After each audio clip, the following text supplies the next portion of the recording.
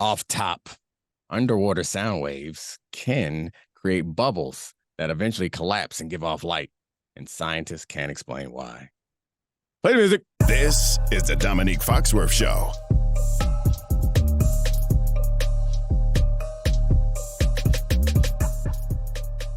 All right, we got a really great show to you guys today coming up. We'll get to all the great stuff, but before that, we are doing a little bit of time traveling where we're going to talk about what happened this Monday night football game, or this Thursday night football game. Surprising outcome, I'll say. Congratulations to Chris Jones. You won tonight. Congratulations, Travis Kelce. You're a big winner tonight. Tyreek Hill, winner also. Also, all people with the last name Goff, no matter how you spell it. Coco and Jarrett balled out tonight. I think outside of those two weirdos who were sandwiching Chris Jones at the beginning of the game, they were big winners tonight because everyone got to see them. They look pretty weird. You know what I'm talking about, right? I think I assume they're his agents, right? They had slick backs, which always looks like an agent to me. I do think you're missing one of the biggest groups of winners from this game, though. Who? New York Giants fans who got to watch Kadarius Toney play that game for the Chiefs. Yeah. And the rest of us were like, Kadarius Toney's so good, he just has to stay healthy. Health wasn't the problem today. He had some bad drops. One that led to 6 points the other way, and another one that just cost him a big chunk. Was that him? Oh, that was Sky Moore that had those late game issues where I think Chauncey Gardner-Johnson had an incredible breakup in one of those plays and then dropped a pick on the other play Sky Moore could have got. Yeah, so even Patrick Mahomes needs receivers. I don't know what to walk away. Maybe we are seconds after the end of the game. So maybe I don't want to overreact. Maybe I do want to overreact because there were times in this game where it's like Patrick Mahomes don't need anything because he was compensating for the bad offensive line play by moving around. He was passing it to everyone, which is making up for the fact that there is no single one guy. But it all eventually caught up to him. It seemed like the Chiefs defense didn't need Chris Jones early in the game, but then when it's closing time, you know what you need? You need somebody that can put the game away. And Chris Jones is normally the guy that creates the sack or the tackle for loss or commands the double team that leads to the big play. So obviously the Chiefs are not out of contention. No one's going to lose faith in them. But I do think we have to stop calling the Lions hype because they played a good game. They seemed like the better team for most of that game. And it wasn't like an offensive shootout because I think people thought if the Lions were going to compete, it was going to be because Ben Johnson, the coordinator, and that offense could put up a lot of points. Now, the Chiefs D played reasonably well for much of that game. They couldn't get the ball back at the end, but the Lions defense got so much better. I guess that's a good question to have in this. Was this about the Lions D playing better, the secondary playing better? Oh, we're in football season now. Football sack. Did the Chiefs just underachieve? Choke or no choke? Well, let's put you in your shoes tomorrow. By the time the podcast audience is listening to this, you'll probably have already been on Get Up, but you're going to be on Get Up tomorrow morning. Mm-hmm. And Greeny's going to look across the table and he's going to go, Domonique, you're looking at that Chiefs team. You're a defensive back and you're seeing Noah Gray, Sky Moore, Kadarius Toney. Are you still afraid of that Chiefs offense? Yeah, as long as Patrick is back there, I'm still afraid. There we go. Yeah, so it's going to take a lot more than one rough game, and Patrick didn't play poorly. It's going to take a lot more than some drop passes. I'm sure there's a lot of free agent receivers that are calling their agents tonight, like, "Hey, I need to get what is it? It's on it's Tuesday. Everybody's day off in NFL is the day when they bring in free agents. They secretly bring them in there and work them out because no other regular players are there. There's going to be a lot of receivers in there on, I guess it's different because this was a Thursday night game. They might be there tomorrow running routes on air, trying to see who can catch because that is going to be a problem going forward. MVS made one incredible catch. Ooh. That was nice. He's usually out there just doing cardio, doing wind sprints. That's great for him. I mean, are we saying Mike Evans on this team by week 4? Trade a second round pick for Hollywood Brown because the Cardinals don't want to win. Yeah, somebody. I'm sure Patrick is pretty frustrated. He seems like a nice guy, though. He's not going to voice his concern. There's so many times in this game where you could see physical demonstrations of frustration, and then he would reel it all back in and like signal to the sideline, give me the next play. Yeah, that's a tough place to be in week one. Travis, get healthy fast. We don't want to overplay it, or we don't overreact. This was a great win for the Lions. We have to respect them going forward. The Chiefs are going to be fine. No one is out on the Chiefs. They'll figure it out. They'll be fine. They've done enough to prove that to us. They can be encouraged by how well their defense played for much of the game. They didn't put it away, though. So we'll see. Going forward, Chris Jones will get his money at some point. It seems like everyone else is getting paid. Bosa got paid. Burrow got paid. Chris Jones should be getting paid pretty soon. But we had what I think is, from this point forward, quite possibly the best episode in the history of this show. So I'm going to shut up and we're going to get to that. All right, so we're doing a little bit of time traveling because we wanted to make sure we gave you something immediately after the game. So we're taping this before the game, just in case you need to know that. All right, so I really wanted to talk about the Caleb Williams article that Sam Shub wrote for GQ. The first thing that jumped in my mind, is it weird that I thought about Todd Marinovich? No. Okay. Because, like, I haven't heard people saying that, and it's not a positive characterization, but for people who don't know who Todd Marinovich is, like, he was essentially programmed to be a superstar NFL quarterback. Robo QB. Yeah, the Sports Illustrated article when he was in high school. Yeah. He went to USC, right? And he ended up, it's a sad story. Things went poorly, drug addict, didn't turn out, and a lot of it is attributed to him like burning out essentially, and like his whole life being focused on that thing and being driven there by other people. And I felt bad because I guess the reason why I asked that question is because Caleb Williams does not seem like that's happening at all. Right. However, in this story, it's very clear that when he was 10 years old, he and his father decided that they were going to do everything they possibly can to optimize, at least that's the way they tell the story, to optimize his football career. It leads us to a few things that I think are interesting. One thing that I'm a champion of, he's threatening to stay in school and not go to whatever team drafts him if the situation's bad. We'll get to that, but is there anything in this story that jumped out to you? Yeah, there are a few things to your point. And worth noting, it was his dad who was sort of the mouthpiece for saying he's got two bites at the apple. He can go back to school if he wants to. It's a funky situation. We want Caleb to pick his own team type of thing. What jumped out to me is Caleb Williams is the poster child of Gen Z quarterbacks. He has reached a point. So obviously there's the Todd Marinovich factor. The fact is his dad started media training, stretching him with hot yoga when he was like 12 years old. So this is Caleb. Yeah, right. For his NFL career. But I say he's a Gen Z quarterback because I am a little bit torn about this. I love that there are college football stars again, and I love that the quarterback of USC matters. But there's something not cool about talking about all of your brand deals and all of your aspirations in a really direct, overly I'm trying to think of the right word for this. Like professionalized? Is that what it is? Is it? Yeah. But it's fine to have the brand deals. We've seen people with manicured images, like Tom Brady. Patrick Mahomes has a manicured image, but they never tell us that the image is manicured. Yeah. And that openness seems like a very uniquely not cool Karl Anthony Townsian way of handling your business. I guess I get what you're saying. It doesn't feel Karl Anthony Towns to me. What is confusing to me is if you are going to manicure your image, then choose an image. It seems like the image that they are manicuring is, hey, you know what? You know what I do? I manicure my image.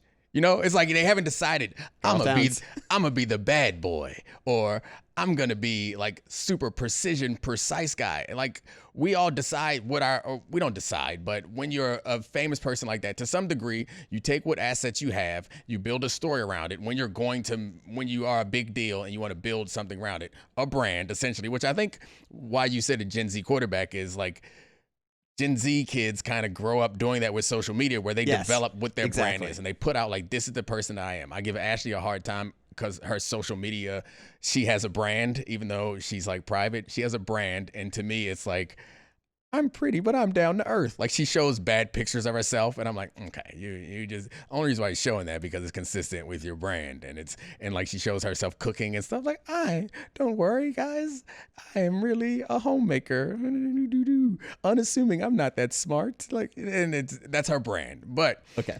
Yeah, that was a big tangent that you probably didn't appreciate, but whatever. My point is, you pick something to make it your brand, or you try to build around something that is tangible. I'm not sure. I'm trying to think of like, it feels like Josh Allen's brand is very clear to me. Like he's kind of the tough guy quarterback, bad boy, underappreciated, with a chip on his shoulder. Like that's his brand. Caleb Williams, pick something. So because the stories that you're telling us is I went to media training when I was 12. Like that. So what I read from this, and so if I were to synthesize what we learned from Caleb Williams and his dad of what I think he wants his brand to be, is special, different, more prepared. And he said that with his goals to be number one overall pick. His goal is to win 8 Super Bowls. He's talking to heads of brands, not the brand representatives themselves. And all of this is the soft launch for him not wanting to play for the Arizona Cardinals. And by, I think, positioning himself as special and different, he is softening the blow that he deserves to be able to do this, while other players have gotten a lot for demanding trades before the draft. Yeah, and I mentioned a couple podcasts ago that I will make it my mission to try to be on that side and champion that as a position going forward, so it is easier for him to do that because it's something that we are all prepared for. I said that before I read this article. I still believe I would like to take that position, but it feels a little bit like, it feels like rooting for Deion Sanders. Well, that's what I was about to say. I was about to say, do you like him more or less? Because this is someone, he is not 22 years old, but didn't he sound like a 22-year-old who's going to a job interview and they're like, where do you see yourself in 5 years? As the CEO of this company. Exactly, yeah. And I mean, that's fine. I guess the things about him that are a bit off-putting is to me, it's nothing to be like disappointed in.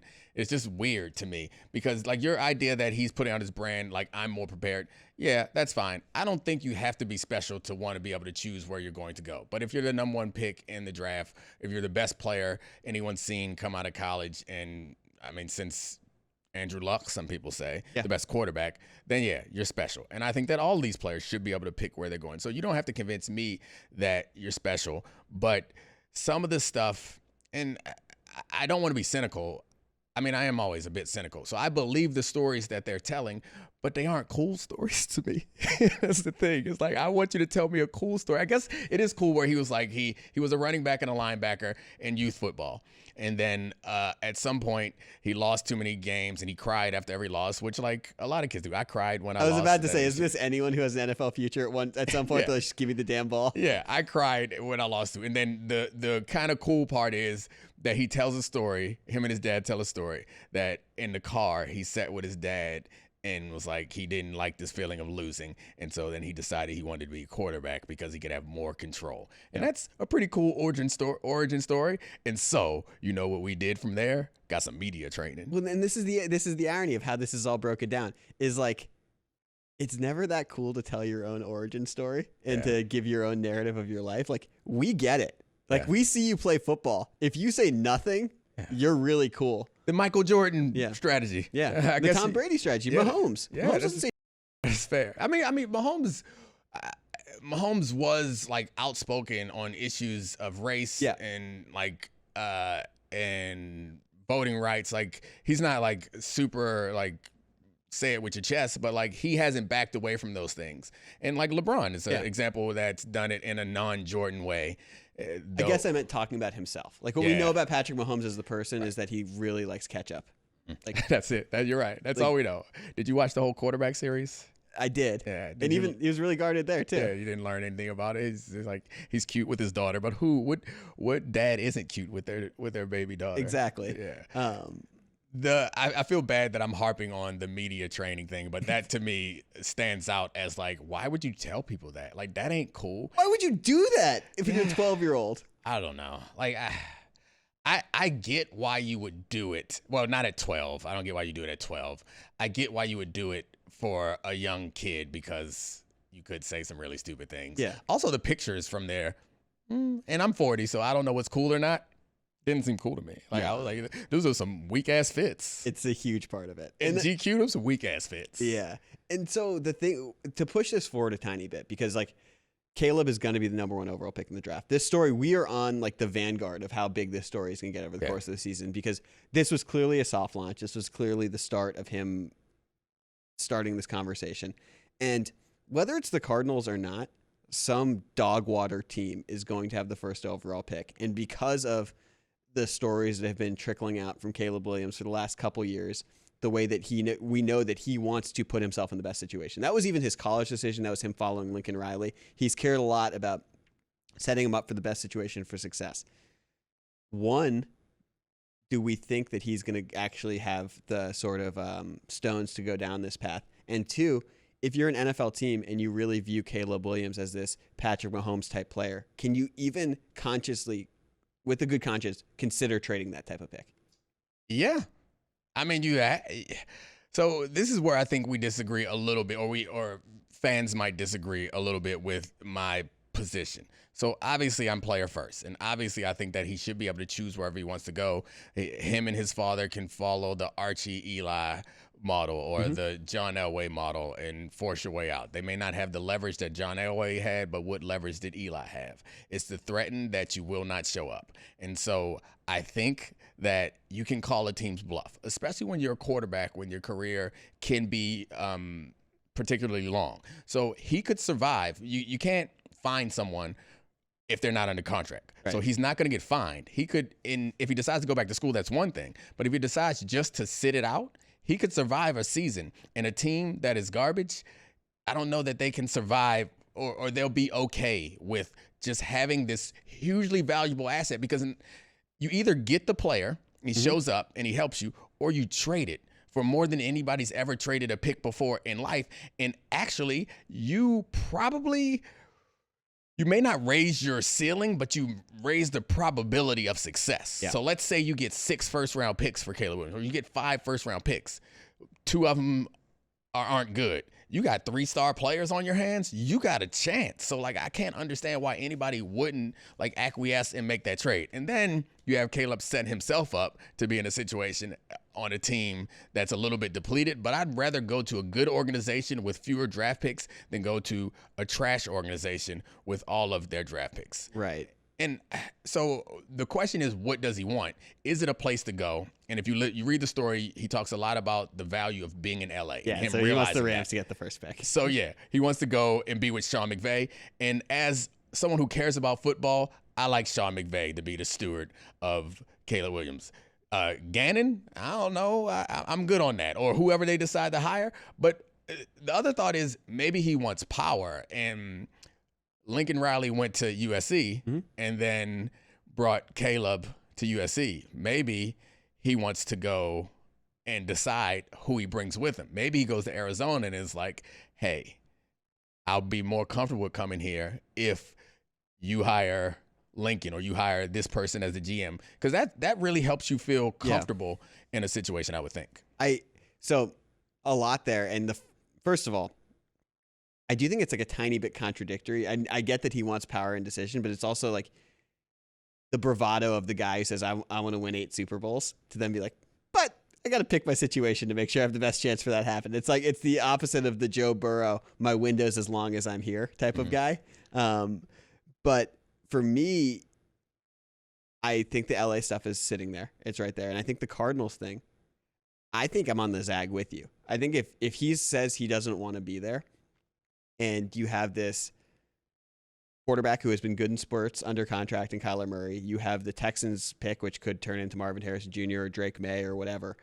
The draft haul that you could get for Caleb Williams, I think like we're almost underselling how huge it is. Like the Dolphins built an entire offense. That's the fastest offense we've ever seen off of the back of the Trey Lance trade. And like imagining that on a larger scale, even if you don't hit on anything, I genuinely wonder if you have a higher probability of building an NFL contender trading the Caleb Williams pick if you're the Cardinals than you would taking it.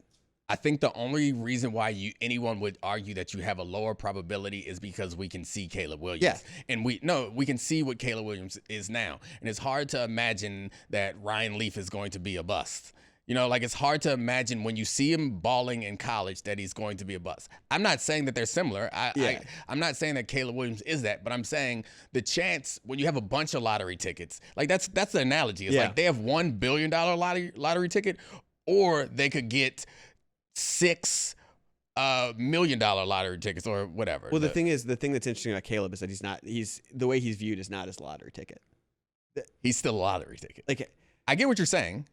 But I guess when we have these players like this, have there ever been one that's come up short? It's hard for me to remember because I'm thinking about the ones who turned into success. Yeah, we're thinking Luck, Lawrence, and Lawrence Manning. Lawrence, if the situation didn't improve, would probably fall in that category, which goes back to one of my many things that should be on this board that we still don't have. We're gonna have a board or a filing cabinet. File it away. Situation matters more than the players. Blah blah blah blah blah. So I don't have to say it anymore. You can just say turn to file 37 in the file cabinet, or look at the board and you say there it is. You know what I'm gonna say. So all that being said, I think that if you take his name off of it, it's obvious. Or if you take his highlights off of it, it's obvious because there is a chance that he's not good. I think it's remote. Remote. I talked to one of his high school coaches who is a friend of Ashley's husband, and he was just talking about how when Caleb got there as a freshman, Ashley's friend's husband. I was about to say, you're Ashley's husband. No, a friend of Ashley's husband. Okay.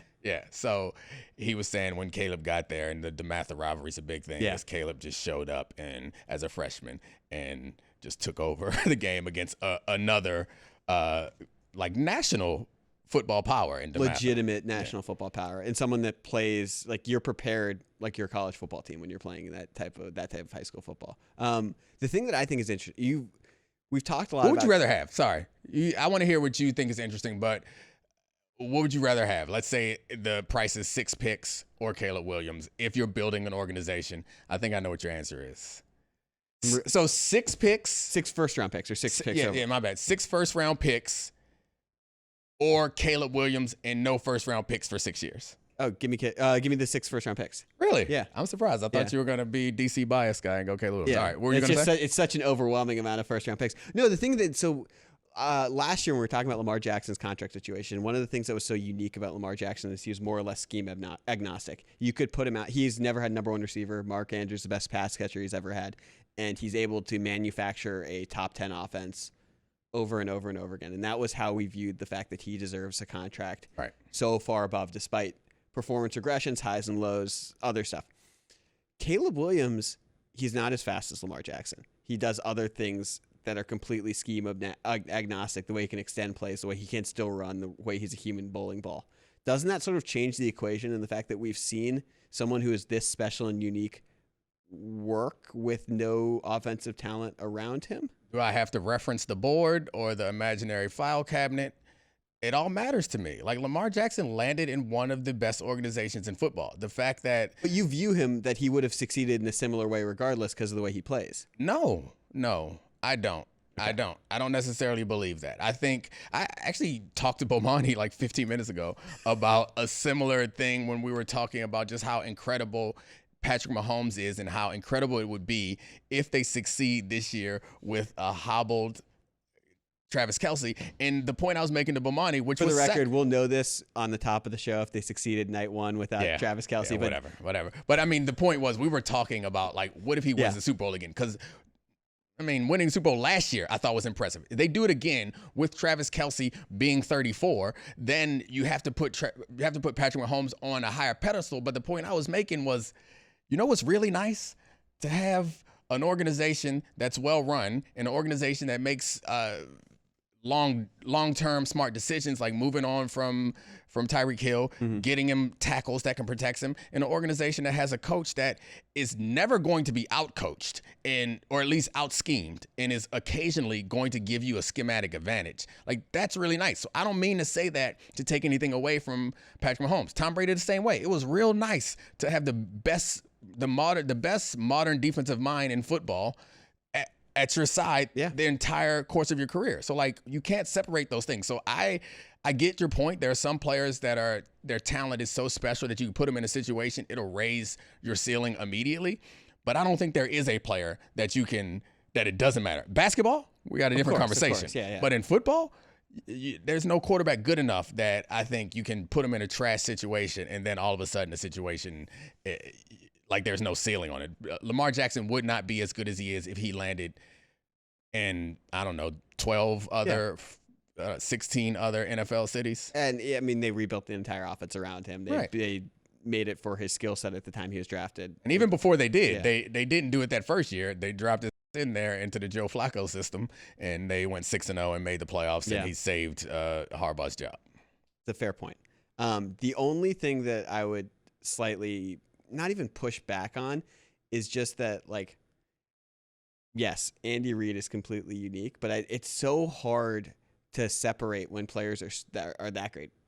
Mahomes, Tom Brady. Like people have talked about the Tom Brady Belichick thing, that the first 3 Super Bowls were Bill, the second 3 Super Bowls were Tom Brady. And finding that position, that type of player is so incredibly rare and gives you, it's not going to win you the Super Bowl every year. And for the record, if Patrick Mahomes does win the Super Bowl with this band of misfits, it is like the craziest flex from him and Andy Reid ever. Last year was a crazy flex. But last year was the rebuilding year. And then it's crazy. It's like winning in roulette and then just putting it back on it. That's exactly. Because you're not lucky. You know how to properly spin it just right. So like, I think you're making the point that I'm making. It's not to disagree. It's that you have to understand that you can't divorce those things. Yeah, we're fine tuning the take together. Yeah, I mean, I brought up Joe Montana when I was talking to Bo about it. Was like, Joe Montana is in the conversation for greatest of all time. Yeah. It also helps that all modern football, passing football, is an offshoot of Bill Walsh. And it also helps that it was pre-free agency and they didn't lose any good players. It also helped that they managed to get Jerry Rice. And like, that's not to take anything away from Joe Montana, but the context matters. Oh, totally. I mean, if you want to, Matt Stafford went from Detroit to McVay. He won a Super Bowl. Yeah. Had he been in that situation the whole time, we might be talking about him differently. Michael Vick played 1 year. Obviously, there were other issues on the front end. He played 1 year with Andy Reid when he was fully healthy, and he finished second in the MVP. And he played like 10 games that season. It matters. Yeah, it totally matters. It's just really hard to separate the two because they're so intertwined. And it's also really hard to you look at what the quarterbacks and the players do on the field and how impactful they are. Like if you take Patrick Mahomes off the Chiefs, they might actually be in contention for the first overall pick this season with the way their roster is. So it's so hard to divorce that value that it was just a perfect situation. Like I don't feel guilty about taking people back to when Patrick Mahomes got his first start because that team was good. That team was built up around Alex Smith. They're like, all right, we got a quarterback who is good, not great. Let's build it up around him. Yeah. And then they dropped a great quarterback into it. And they should have won the damn Super Bowl. It was incredible. Oh, yeah. They were a D Ford's offsides away from winning the Super Bowl. And I mean, it is getting to the Super Bowl and then probably winning it. They're going to win that shit. Yeah. I guess the one counter example is Joe Burrow on this. Right. That's the one that you bring up. And I think that. Well, you know, this, if you see a guy, it's a guy. That first year, you looked at Joe Burrow and you're like, guy. Yeah. And maybe. I could make an argument against it, but I feel like it's a waste of time. Because if you can only find one example, fine, cool. Keep living your life expecting the one example to turn out. Like you could make an argument for Joe Burrow being dropped in there and being the solution. All I'm saying is that absolutes are for idiots and for children. So we should respect the fact that Joe Burrow did it differently. Thank you. Put it on the board. Or the file cabinet. Somebody's going to get me one, or I'm going to do nothing about it and just complain all day. Anyway, let's talk to Kevin Clark. Or did we already talk to Kevin Clark? We're about to talk to Kevin Clark. Okay, let's talk to Kevin Clark. Previewing all of the NFL Week 1. Woo! All right, so we got my man and yours, Kevin Clark, here to talk football. I almost called you Alabaster, but I'm breaking that habit, Charlie, because you are officially 100% Charlie. This is the formerly debatable portion of the show. So, Kevin, we ask all our guests to bring interesting fact. What you got for us? In negotiating this, because I didn't know I was supposed to have one, I'll just I came up with I got hit by 2 cars as a pedestrian. Didn't really of varying significance. I'm sorry. You were okay? You're okay? I mean, define okay. First one, I broke my foot, but I tried to not go to the hospital. Mm-hmm. Just ran over my foot walking across the street in Hollywood. Went to a Starbucks, sat down there, and a couple hours later, I was diagnosed with a broken foot. Other one was a little heavier. Had to go to the hospital. This is the American healthcare system. I didn't have my insurance card on me. I go into something called the trauma ward. Okay. And so then the next day, my wife has to call after we get discharged and says, hey, we have the insurance information now. And the hospital, I will not say which school it is affiliated with, it's in Los Angeles, said, hey, don't worry, by the way, it's only a flat $96,000. Literally said it like that. Outstanding. Literally, that was the delivery. I feel a little. Hey, just to be at ease. Yeah. It's just a flat $96K. Ain't nothing. That's couch cushion money. But I will refrain from making jokes about your lack of athleticism. But we will move on. Dominique thinks he's faster in the car. I'm alive. You are alive, so that means it's okay to make jokes. Who gets hit by two cars? No, it doesn't mean that. It means I was able to navigate the situation well using my athleticism and instincts. No instincts.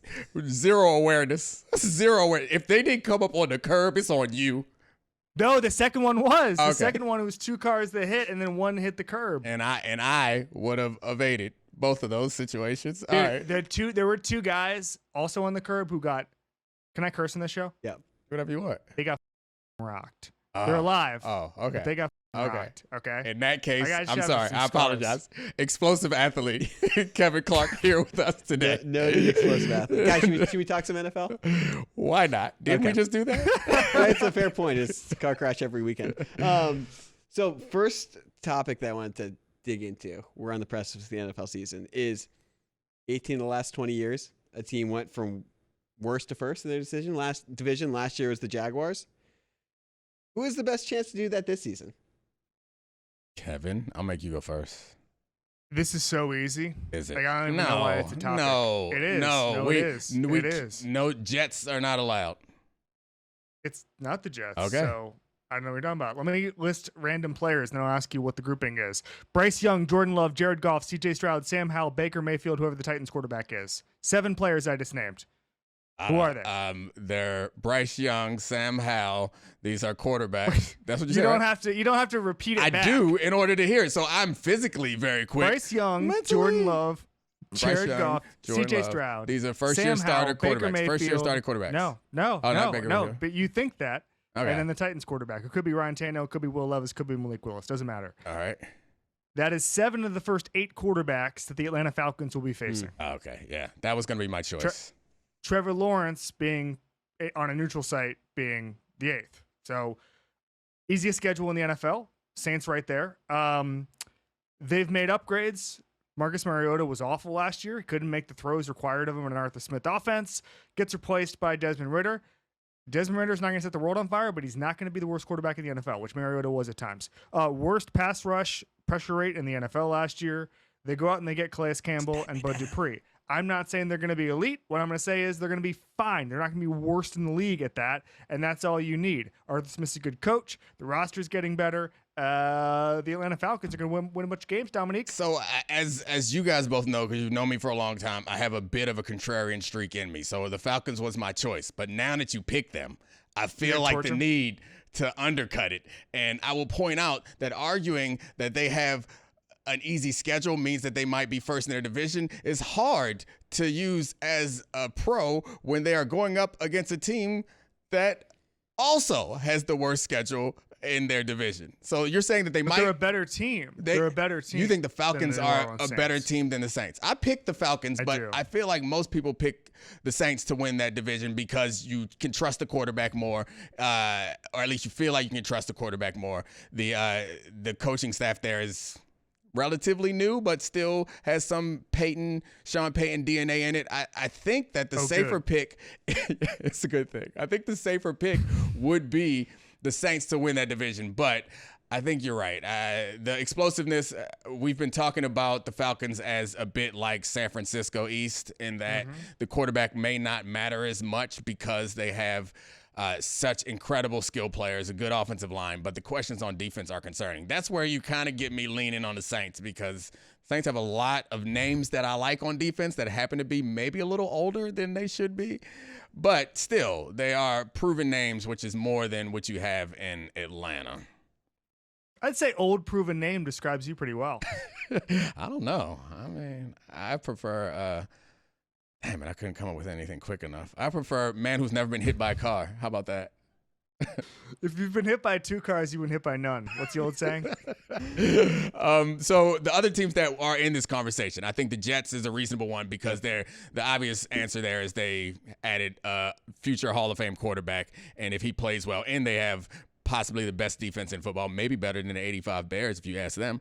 And you got the Browns, who they have one of the more impressive rosters, the more complete rosters. If their all-star quarterback can play anywhere close to average to above average, that's a reasonable place to look. And I guess I mentioned Sean Payton, and I'm a complete Sean Payton believer now after the article that Wickersham wrote. Then the Broncos, the problem with picking the Broncos to go to first is then you have to pick against the Chiefs. You're just picking you're picking a Mahomes injury at that point. Yeah, but also the Browns is sort of a similar situation. Right. Who are you going to, I mean, the AFC North, even if the Browns look better, they're not going to be better than the Bengals or the Ravens or maybe even the Steelers. Well, that's my question. The Browns could be really good and still be in last So place. what this comes down to a conversation about you picked a real bad division, or you could pick a real good division. It doesn't really matter, because all the teams in either of these divisions are about on par with one another. Well, no. There is one other one with that, which is the Bears. The Bears are plus 430 to go from, and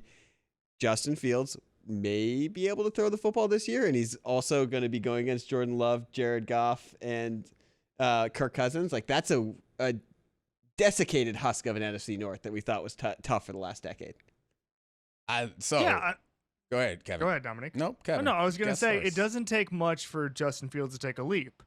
When you have that kind of Wouldn't have been hit by a car. running ability, he would not have been hit by a car. When you have that, I think some of the numbers, like he was breaking Gale Sayers records as far as 50-yard games and touchdowns in consecutive games. It doesn't take much to put pressure on the defense. Dominique, you know that. You probably who is the biggest nightmare running quarterback you played against? All of them. We didn't play against very many running quarterbacks. I'm that old that it weren't very many in the league. But I do remember. Let me just give you guys a little taste of racial bias. I'm sure Charlie knows this story. My first career start was week 2 against the Jacksonville Jaguars. We were going down to Jacksonville to play against Byron Leftwich. I remember distinctly looking over at my teammates when we were sitting in the install for that week, when our defensive coordinator, Larry Coyer, inserted spy. He put in a spy. He was like, you know what? The coverages we need, we got 1, 4, 3, 2. Oh, and we got this spy just in case. Byron Leftwich has never run. Byron Leftwich was carried rather than run from play to play. He was carried down the field at one point in college. But anyway, I say all that to say, yeah, we didn't see too many.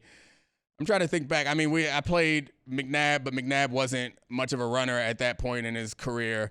We did play against Matt Jones. You remember Matt Jones? I sure do. Arkansas legend. Yeah, who played receiver in college, and he was starting opposite me that very first game. Wasn't too hard to cover. You just run straight. I believe that he had some off-the-field issues that may have compounded that. Quite a few. Good memory, sir. Yeah. But yeah, the Bears, I think we've all become believers. Well, I guess I can't speak for you guys, but Jordan Love is not thought of as nearly as big a question mark as he was before this season. And the rest of that Green Bay Packers roster, I think, is really impressive. You get a full version of the LaFleur offense. And the Lions, everybody's on the bandwagon. So I don't know. I feel like the difference between talent on the Lions and talent on the Bears is noticeable. The only difference is the quarterback position is a quarterback who is a game breaker but hasn't quite mastered the passing part of his game just yet. Let me put it to you this way: the former NFL player, former Baltimore Raven that I'm best friends with is Robert Griffin III, and he was on my show. This is Football Yesterday. He said that DJ Moore is the difference between Justin Fields taking the Josh Allen, Jalen Hurts style leap, and then all he needed was one game-breaking wide receiver, and then everything flows from there. Is that being reductive, or is that true, Domonique? I need you to stop using RG3 as your offensive lineman. You step out if you got a take, you got a question, ask your question. Don't prop it up by saying RG3 said. I just asked you the question. Is DJ Moore enough to propel that leap? No. I mean, I think a true number one receiver helps a lot, but I think a true offensive line would be a help also. I think what they have over there is, Mooney and Claypool, they have guys who have potential to have really explosive plays. So I think what you're going to see out of them from week to week is going to be a bit more unpredictable. You're going to get some weeks where you're like, damn, this offense is pretty impressive. But I think most weeks we're going to be like, hey, sure would be nice to protect him. I think that's what we're going to see. I was doing my preview, and a Steelers writer and a Bears expert were talking about Claypool, and they're like, well, his biggest flaw is that he can't stay on his feet. And it's like, what happened there? That your biggest flaw is falling down. Like, you're good. You're 99 relative to the other parts of the world in athleticism and everything, and then you just fall. What does RG3 think about Chase Claypool? I didn't ask, but I can call him up because we're very, very close. All right, guys. He's my best former Baltimore Raven.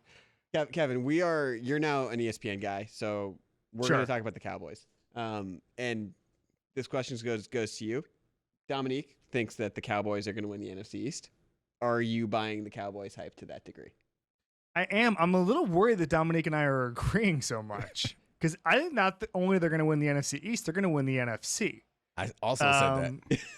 It's true. Well, let me just keep going until we differentiate. Okay. Here's my thing. Number one is that if your problem, let's put that in quotations, if your problem is Dak Prescott, that's the best problem you can possibly have in the NFL right now because he's going to get better. And 15 interceptions was bad, but Matthew Stafford had 17 the year he won the Super Bowl, and it didn't become a referendum on his career. Best pressure rate in the NFL last year, even higher than the Eagles. Micah Parsons should win Defensive Player of the Year. Dan Quinn is one of the best defensive minds in football, adding Smith to that line. In the back end, adding Stephon Gilmore. On the other side, Brandon Cooks. This roster makes sense. And I think sometimes, Domonique, we confuse weird with bad. The Cowboys are a very weird team. Jerry Jones is a very weird person. Yeah. And sometimes things like the Trey Lance trade happen and we say, oh, that's a dysfunctional organization.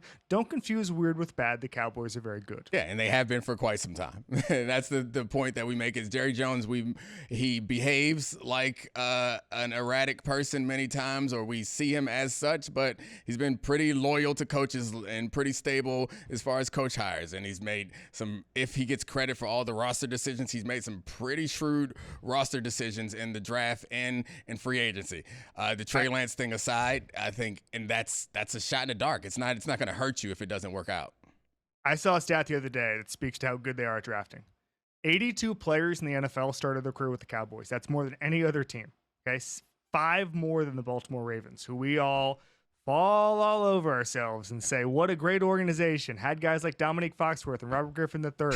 That's the first 2 names that come to mind when you say Baltimore Ravens. It's like, yeah. And there's some other guys that are hanging out in Canton or something. Yep. And so, like, they know talent and they don't overthink it. And it's funny because I'd say the Bengals are in the same boat where they just draft a lot of good players. And those are both owner-controlled front offices. And I wonder if the secret is just having a guy being like, this guy makes sense, just kind of not really listening to the scouts and just being like, big. I mean, they both have the same level of both profile, which is they both love big college guys who played a lot of games, had a lot of success, and they say, this makes sense. Yeah, let's keep it simple. Keep your analytics. Yeah. Get out of here with all that other stuff. Show me some tape. Who the biggest, who the fastest, who's the strongest. Give me that guy.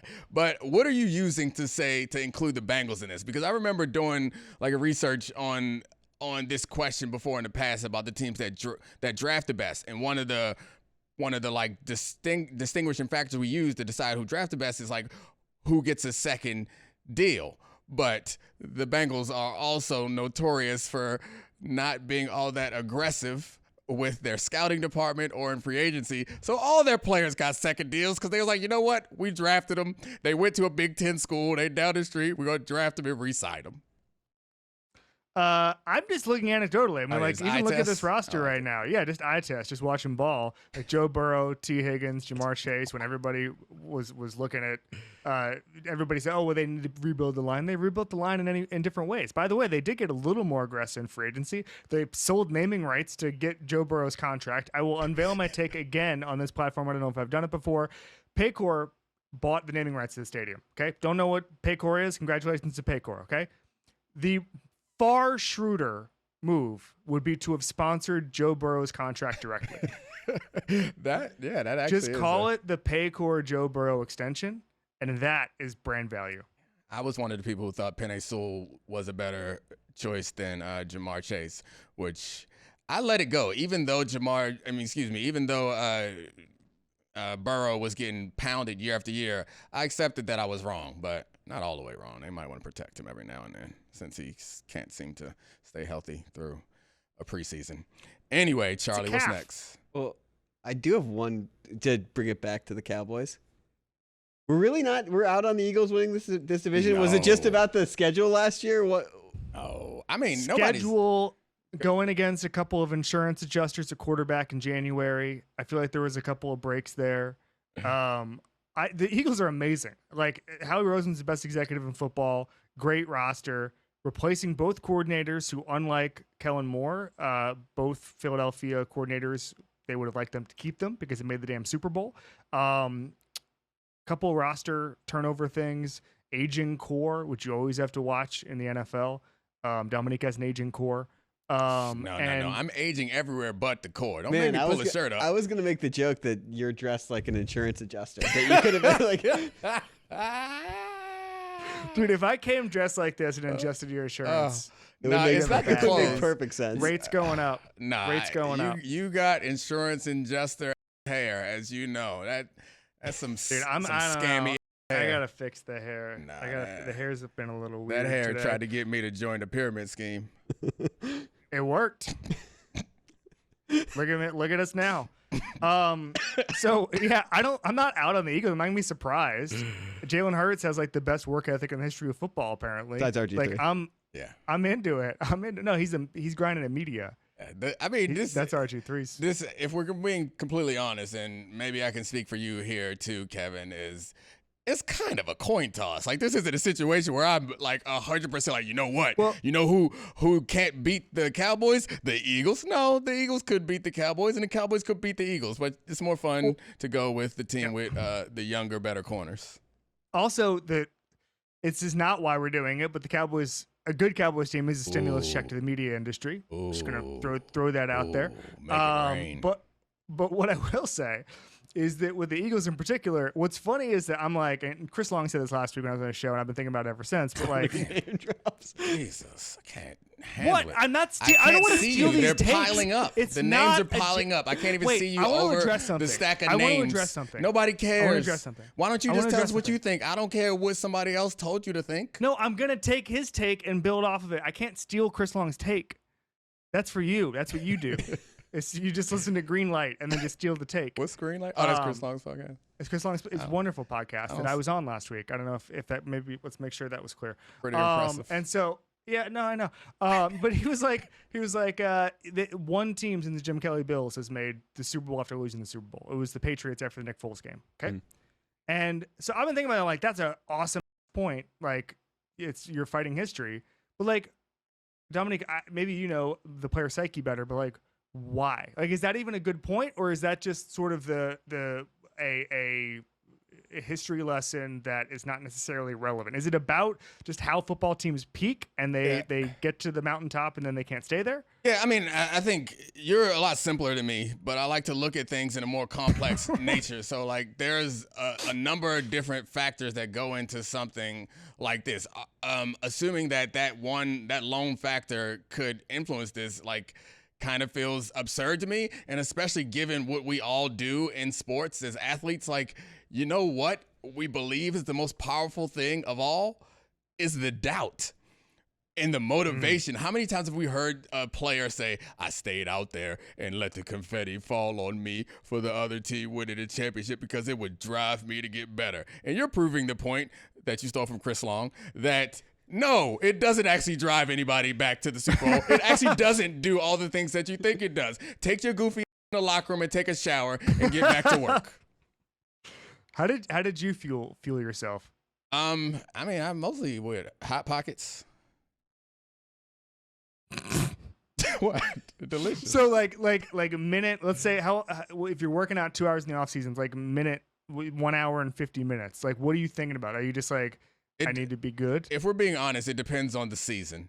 Yeah, it depends on what I was getting ready for. Like, there's a fuel that is a little bit different, and maybe this will upset people and hurt some people's feelings, but contract year fuel, it's a little different than that unleaded that they give you normally. They got some nitrous that they don't give to people normally, but when it's contract year, they let you in the back of the gas station and something else gets in your tank.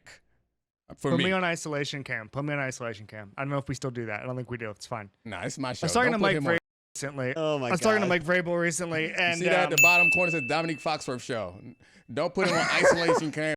I would like to be. Leave me in this. All right, leave me in this. Go ahead, say whatever you said about Mike Vrabel. Also, that was a great piece you wrote about Mike Vrabel. Until I learned that you left the good stuff on the cutting room floor.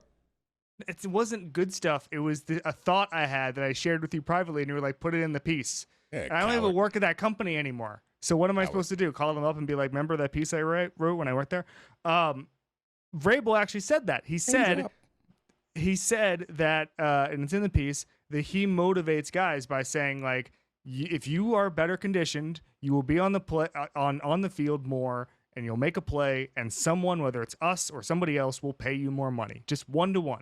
So you and Vrabel, same deal. It's all about Vrabel says it's all about feeding your families. Just tell these guys they can feed their family if they do X, which is what Charlie says when we're doing the show notes. I don't need Vrabel for validation, but it wasn't necessarily about feeding family. I guess that's a saying, but it was more about like changing trajectory of your family. For me, at least. Like, the first contract for most guys is not substantial. The second contract, if you get to it, is like, all right, now your kids can go to the good schools and you can not worry about retirement. That's a different type of motivation when you're like, oh, I want to win a ring. Yeah, that'd be nice. But you know what would be really nice is being 75 and not having to eat cat food. Don't cut that out. All right, guys, let's move to next topic, which is why? Let's just keep. It's more fun. Well, because I there's a lot to on this one. All right, please. This is a debate that's been going on for years that all of you have been entrenched on in the Tua and Herbert situation, because Tua has the fastest team like ever built, and Justin Herbert has a real offensive coordinator who will let him throw the ball deep. And so, who do you have higher expectations for? The Dolphins or the Chargers this season? They play this weekend. Is it fair that I picked the Dolphins in large part because the Chargers always disappoint? Yeah, that's totally fair. Yeah, I mean, it's not fair to these players because it's not these players. Well, I guess it was them. They blew a 4-touchdown lead the last time we played football. I guess it was them last year. But what I'm drawing on is a vast history of Phillip Rivers-led teams that were loaded and we thought were going to make a run, but never quite figured it out. So that's part of my decision. They've moved to a new city, but we have not seen them.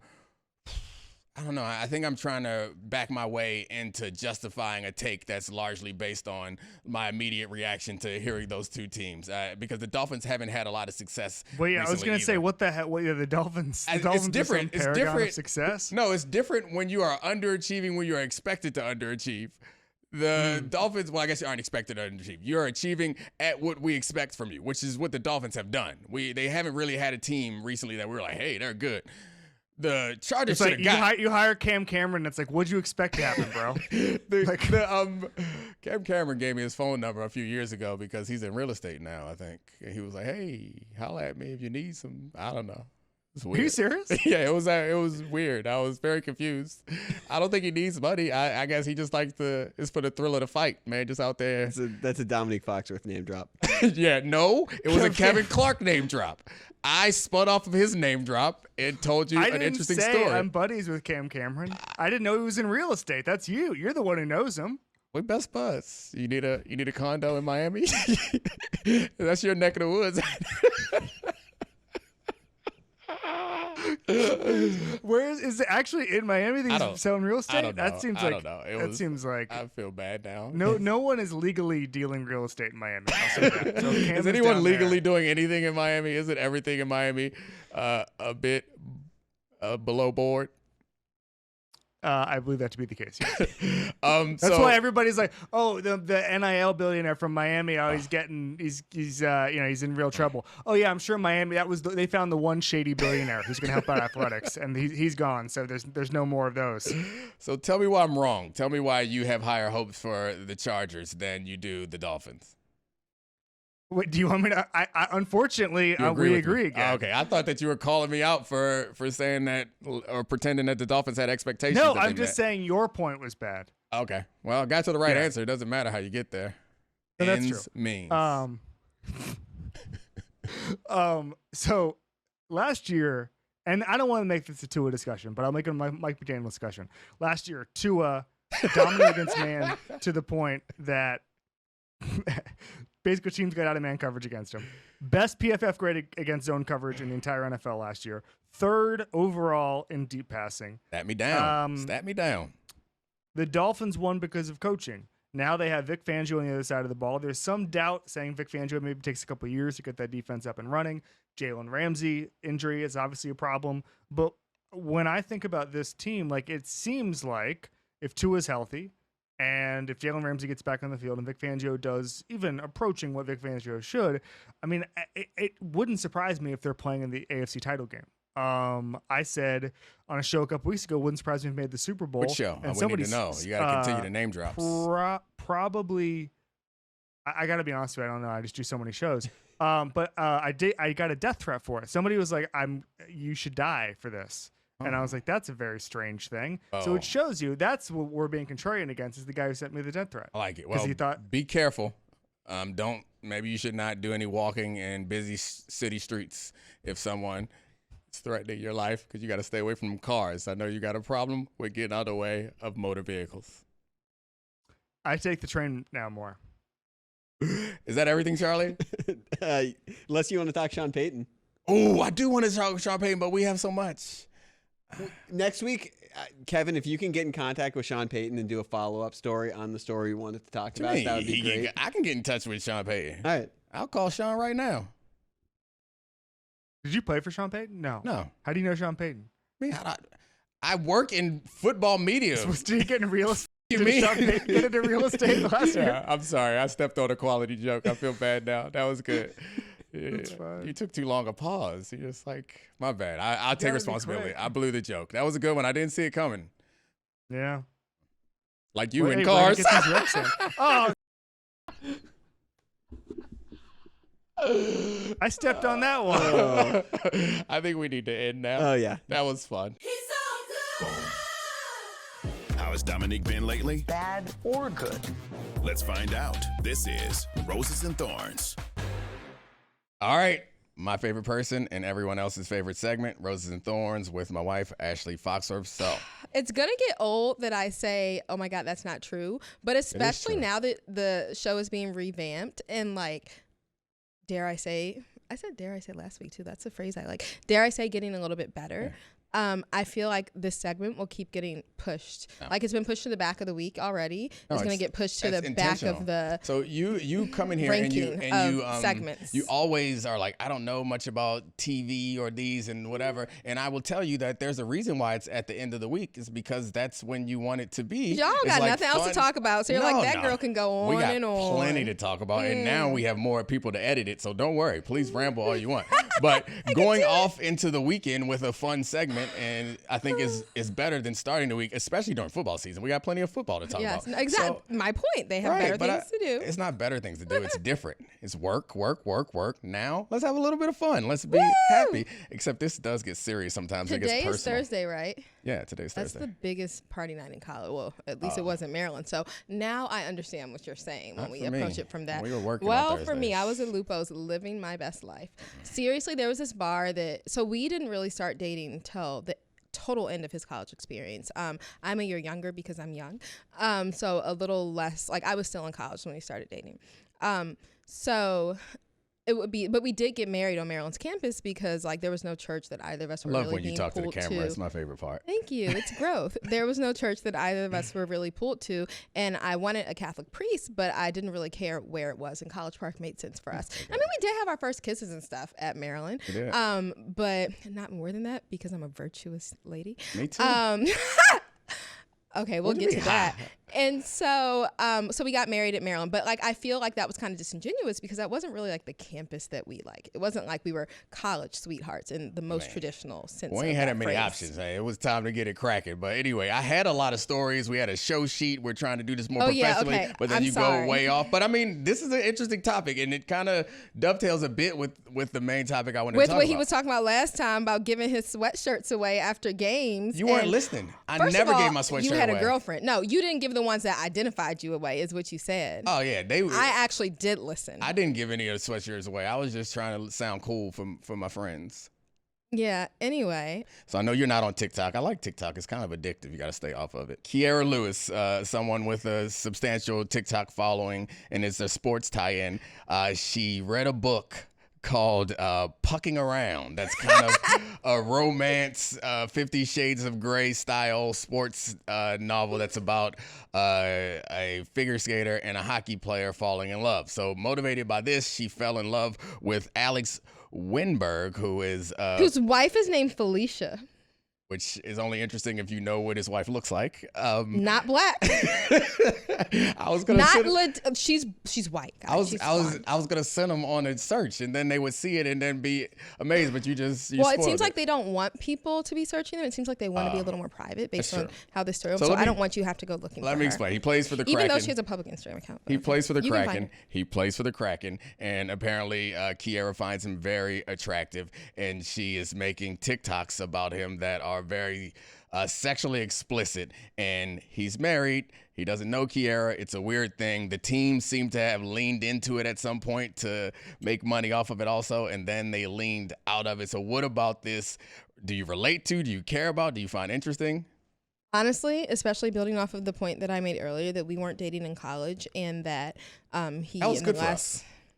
I know. Okay, probably. We wouldn't have survived. Okay, probably. Well, because you made irresponsible decisions. No, I didn't. I made the decisions that a 22-year-old should have made in college, which is to read the Bible and chill out. So listen, we weren't dating. For you. But what I took from that is, and you know how sometimes I honestly kind of joke and say I need to find my career path that's not being a teacher or a lawyer, the things that I actually have like competency to do. I'm going to be lots of expensive education too. College fantasy writer. What the enjoying book like I was thinking football, and I don't know enough about this genre. There might already be like football versions of this hockey story that Kiera loves. I'm gonna do it like backtracking to like when you were in college, and basically rewrite like what I wish was our exciting love story in these books, and they're gonna be really good. And now I figured out my career path, so that's one thing. I didn't know what I was doing back then also, which like in a lot of different ways I didn't know what I was doing, so it wouldn't have been a great experience, not the phenomenal experience that it is now. But what interested me about this is I wonder, like we dated while I was in other cities, and we were I was an athlete. Like I never was like super famous athlete, but that seems like something that could be difficult, but I guess probably you were just too confident to have to worry about anybody else. So there's a Beyonce clip going all around. Mind you, like Jay-Z allegedly in her music, she says that he did cheat, but there's a Beyonce clip going around. That's alleged now? Didn't they make a whole album about it? Yeah, but maybe it was for publicity. I don't know. I wasn't Hollywood there. I didn't see it happen. There you go, cool. Where what's one of Beyonce's songs. I like that. I wasn't there. I didn't see it happen. Yeah, keep that in mind. Like, no, literally one time. So related to that, one keep time that we had like when he was in Denver, I was like, did this happen? And he swore something didn't happen, right? I'm like, well, I'm Christian. The best. And in the Bible, it says Jesus walked on, to this day. Like, I was talking to a friend recently who's having some relationship drama, and he was like, did anything ever happen with Domonique? And I was like, I kind of feel like this thing that I allege happened, that he alleges didn't happen, I'll go with his version that it didn't happen, in the same way that I believe Jesus literally walked on water. I'm like, that is your Jesus. And I'm Christian, and like I think the Bible does have meaning. But I don't know if I really believe Jesus literally like pitter-pattered his 2 feet across a whole sea.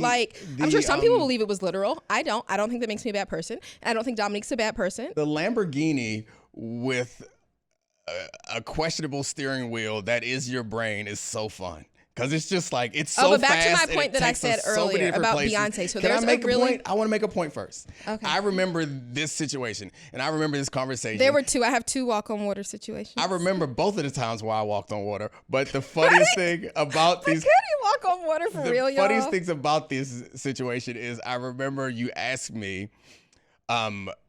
you asked me we were talking about, did this happen? I was like, no, it didn't happen. And then you asked me, if it did happen, would you tell me? And I was like, no. And he said no. Yeah, so I'm like, so I'm never going to believe anything you say in our whole romantic history. Or you could believe that I'm being completely honest because I could have lied in that moment. But the point of the matter is, nobody needs any of that. We were young and 20 and drama. And since then, outstanding. Are you happy with the decisions that you made? Or you wish that I'm very happy with the decisions I made. So but anyway, let this be a what message to everybody out there. Sometimes just let them walk on water once or twice. They'll figure it out. No, that's not the message. Do not take that away from this. Anyway, there's this meme going around right now, or I don't know, like real like terminology for things. Whatever. But it's like this little video that keeps being circulated, or at least was circulated once, and I happened to see it, of like how Beyonce makes this facial expression whenever she's singing this song, and it's the line about like the person Jay-Z allegedly cheated with maybe being beautiful, and then she's like, each time she does a different shady thing, and it's like, but look at me. So yes, I'm very confident, but I know that that's not why. Like, men don't cheat because their spouse isn't attractive. Like, so I don't know why. I mean, I can't speak for all men or all women, but women do cheat also. I don't know why women cheat. We do not cheat. Okay. I don't know why. It has never once happened. Okay. I don't know why anybody ever cheats, but I do know that for guys, like the desire to be with someone else has nothing to do with, or at least for me, speak for myself, finding someone else attractive or even having interest in being with someone else has nothing to do with any other part of your life. It's just like, oh, that's nice. Why Except not? It has so much to do with other parts of your life. It because does. It's like, do you respect your spouse? No. And that's another thing that we talked about is like, the reason why I do not cheat is not because I love you. The reason why I do not cheat is because that's not the type of man that I want to be. I think something that's interesting out of that story, though, is that if ever the stuff that Kiara was posting about, so the Kraken, the team he played for, embraced it. They like changed the handle of some of their social media, maybe just their TikTok, but like to reflect that like we're basically book talk now. And they like published their own stuff, like, and it helped. They were getting more women were interested in the, like, no, I've never honestly heard of the Kraken until I read the story, which shows you how much I don't belong on an ESPN podcast right now, but I hadn't, like, and so that was true, I'm sure, for lots of women, and the numbers prove that. And they like invited book talkers to games and gave them like special, spotlight at their games. They were really into it until white Felicia, until she, okay, I just wanted to clarify, until she was pissed about it. And I understand why, as a woman, as a wife, she would be upset that her husband was being objectified. And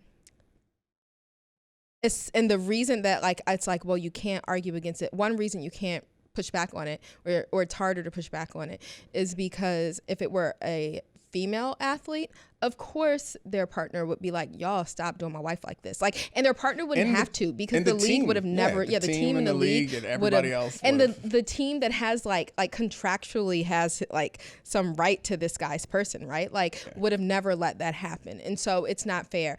But also I feel like there are there's different,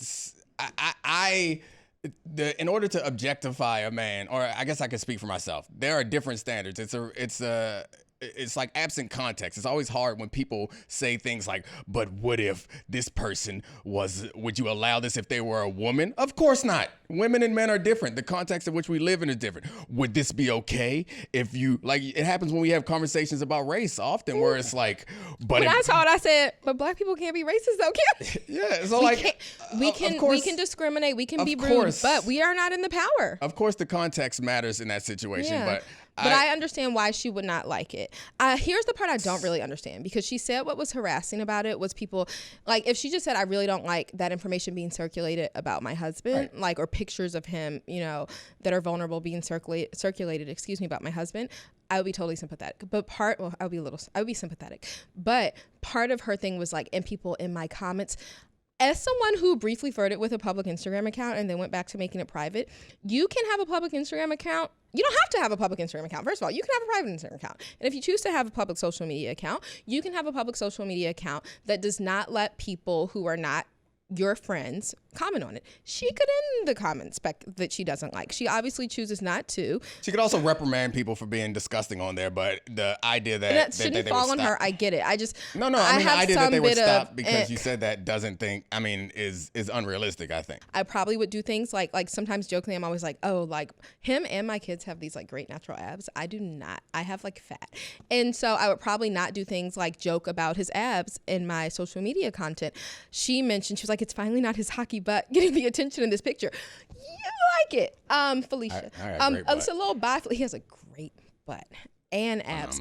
And I wouldn't point those out. Like, and again, that wouldn't be fair to me that I would have to like hide those parts of my life or things that are kind of funny family jokes. But also I would understand that but also like no one's ever done that to you. So probably if it happened, I would like be really like, oh my God, Felicia, I'm so sorry, girl. Or Jalen Hurts, always getting objectified. Exactly. But I don't say anything disrespectful about him. I talk about him as a feminist, which someone told me I should not call him a feminist. And I get their point. Like, duh, all people should want to work with women. But he has like a whole female team. And basically any positive adjective that I can throw at him that is not just sexy, I will do, because you're right. I've never tried to just objectify him. I talk about all the glorious things about Jalen Hurts. But we know the root of it. He's beautiful. And I don't say sexy. I say he's beautiful. Okay. Okay, I actually have a rose and a thorn for you. Oh, well, I was about to wrap it up. But the cool. segment is called Roses and Thorns. I'm a rule follower. Okay, so the rose is that he is coaching my son's team, and it is going. They haven't had a game yet, so we don't know if it's going well, and I haven't been in the practices, but it is going, and like watching you put the effort into it and like enjoy it. I'm really proud of you and grateful for this experience on behalf of our son, who may or may not be grateful for it himself. No, he's told me a number of times that like he really appreciates it. He also he never says that about things. Oh yeah, he also talks to me. He likes my dinner. Yes, so everyone in the family who's been like, what's it like having your dad as your coach? And again, it's just been a couple practices. His response is, well, it must be hard for him because I was on because there's an assistant coach too. I was on, the other coach's team during the scrimmage, and I scored 3 touchdowns on Dad's team. So it's fine for me. It's great for me. Yeah. But again, we want our baby to be confident. And then double team them this week. Another rose is that I think this actually might go more to, because it actually involves a thorn for you, to the people at Potville and the producers who kind of changed the set around. They texted me and were like, okay, when you guys join Roses and Thorns, like there's shelves behind you now. Can you bring in some things that like represent you? So the rose is, I guess, to the show generally, that you guys let me bring in my black Barbie and a furry, notice that, PETA, I did not say fur, a furry pink coat. It's fur. My mom got it from her fur store for a gift for me when I was about 10. It is not though, because they use fake fur. A picture, a Lego frame with another picture in it, a little mini pink Christmas tree, because I'm obsessed with Christmas and pink. But the pièce de résistance, is that how one would attempt to have? Are you French pretending accent? like you don't speak fluent French? I don't speak fluent French. I hate when you do this. I know, I'm a French minor. Listen. No. You do this all the time, and it's one of the things about you. Here's your thorn. You try to act like you're not as smart as you are. You try to act like... I already explained that. I keep expectations low and surprise people. Talk your anyway, go ahead. You know what? Every time I see Beyonce, I want to start talking my shit. She makes me think I should talk shit more. Like when she makes those faces, like this ain't nothing. I mean, this girl ain't nothing compared to me. I'm sorry. Take it out, y'all. But then when I'm back in my own life, I'm like, I don't like to talk my shit. I like to be nice and likable and talk other people. Like I want to tell. Today on the way in, I complimented like 4 people. Yeah, you're very complimentary. I love to compliment women. But which is how you don't know what I like. Maybe JK. Get in the comments if you're interested. But so the best part of the things I brought in though, and the thorn to Domonique, is I tried to gift him this a year ago. My mom was like cleaning out her storage room and tried to give us all our childhood stuff that we did not want. And she gave me the one trophy I ever earned in my life, and it wasn't even just a participation trophy. It was the MVP of the 8th grade basketball team at Blessed Sacrament School.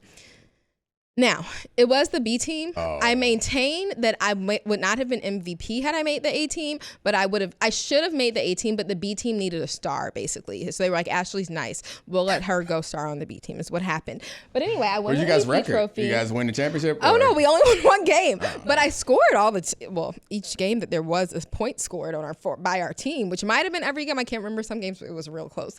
But anyway, I brought this trophy, and the thorn for Domonique is that I tried to give him the trophy when my mom first gave it to me because I was like, Mom, what do I want this for? But also I feel bad throwing my one trophy in the trash can. And this man has so many trophies. Like, I'm going to gift him my one trophy. It was like an important piece of myself that I tried to give to you. Thank you.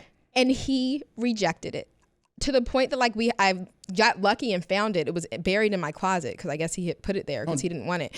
But so that's the thorn that you did not want my trophy. I don't display my own trophies. Like I don't know. It's weird to me. Okay, exactly.